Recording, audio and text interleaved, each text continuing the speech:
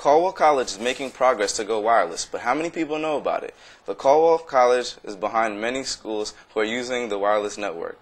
The school is adding more ways to access the internet from personal laptops throughout the campus. Here's Erin Fitzgerald with the story. Here at Dominican Hall is where the wireless network all started. After the new dorms were built, IT at Caldwell College decided it was time to go wireless.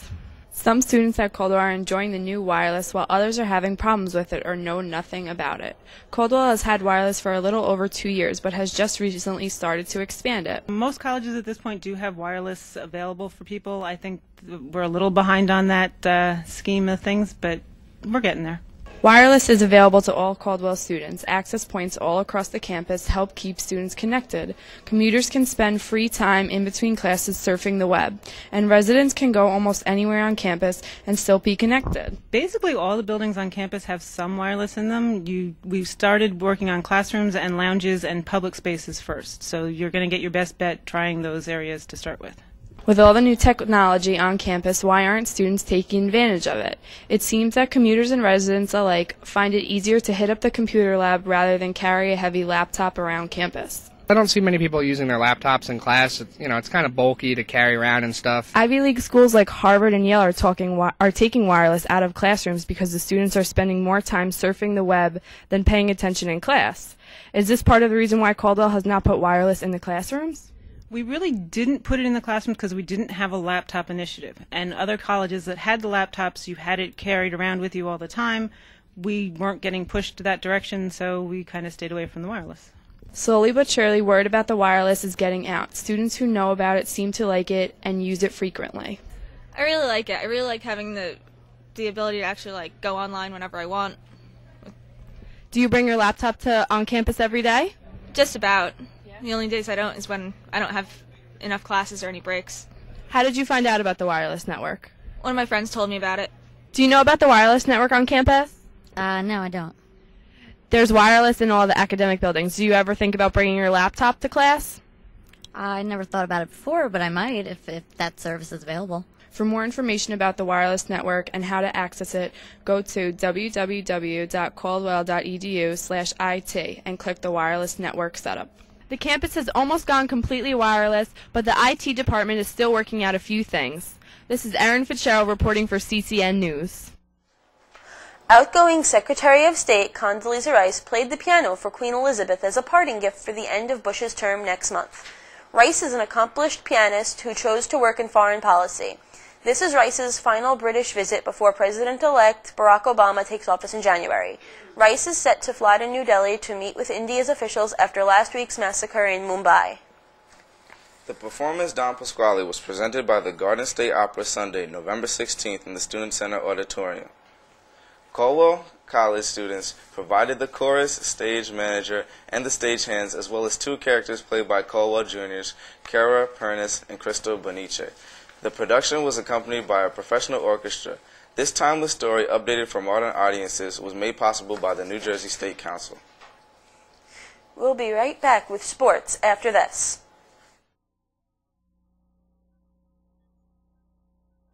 Each day, hundreds of people in Africa die of AIDS, tuberculosis, and malaria. These deaths could be prevented, and the diseases could be treated if everyone had money for the right medicine. To help those in need, all you need to do is shop Product Red.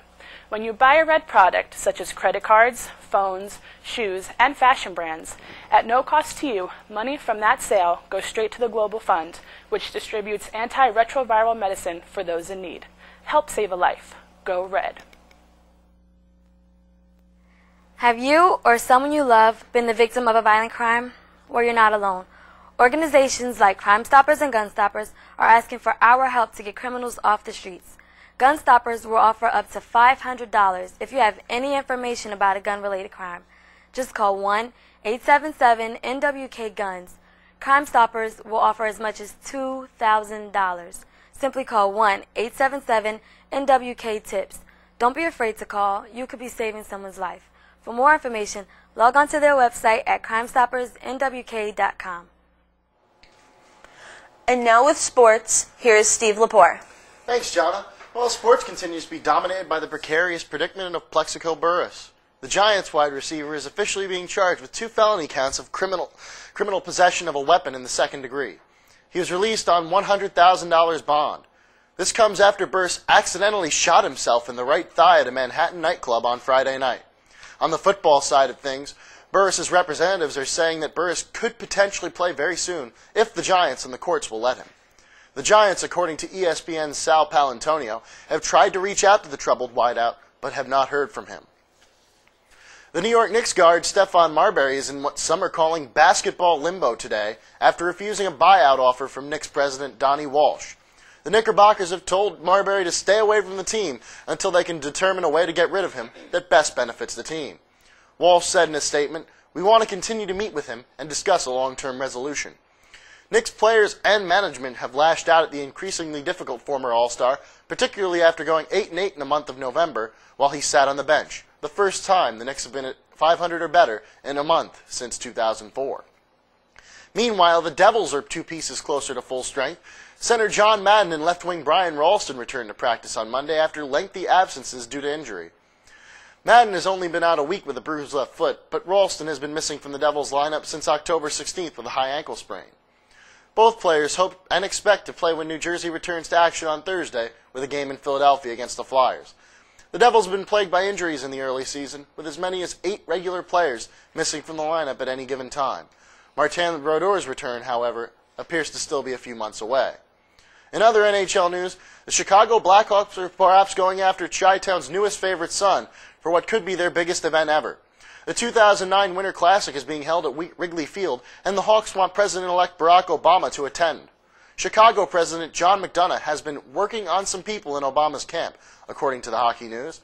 The team has hopes that the former Illinois senator will attend the game between the Blackhawks and the Detroit Red Wings on New Year's Day, just 19 days before his inauguration. In Caldwell Cougar sports, the men's basketball team returns to action tonight against Felician College. It's the first time the 1-3 Cougar men have played since their last game from their trip to Colorado, a loss to Mesa State. I spoke to some of the Cougars, as well as their coach, about a wide-ranging array of topics, including the early season trip to Colorado and what they expect out of the season. Despite a 1-3 start, the Cougars are maintaining a positive attitude in hopes of reclaiming past glory, as Coach Mark Carino told me. We're trying to stay focused on our overall goals and our overall picture. We are going to be a good team down the road. I believe that we will be competing, down at the end when you get into January and February. I think this team is capable of competing at a high level. So that's what we're working for. That's our goal and that's our objective, and we're going to work, diligently towards that. Others, such as senior Carl Augustin, feel their early season trip to Colorado was helpful toward building a solid team. I think it's great because we have a goal to look forward to. We're going to work hard at it every day to obtain to that goal. So we're just going to work day by day to be at that top spot at the end of the year. While senior and go-to guy Manny Perez won't sugarcoat the losses, he feels the team is headed for bigger and better things. I expect to go to nationals. I'm pretty sure that we could definitely win this conference. So my goal is to win the regionals and just keep going as far as we can in the national tournament. When it all comes down to winning, Coach Carino knows what he needs out of his veteran players. They have to step up as leaders. They have to, grab a bigger role in the overall picture of things. I certainly think they're capable of doing that. But the reality is we're a relatively young team in experience. Not only are our freshmen young, but some of our upperclassmen that have been here for a year or two really haven't played much before. And not only do they have to be leaders on the floor, they have to be leaders in the locker room, and that's a tough thing to ask of a lot of people. The Cougars' men's and women's teams are in action tonight at home against Felician. Doubleheader action begins at the Newman Center at 6 p.m. For Need to Know Sports, I'm Steve Lepore. Thanks for watching CCN 10 Need to Know. I'm Jahna Pieretti with Nat Long. Have a good afternoon.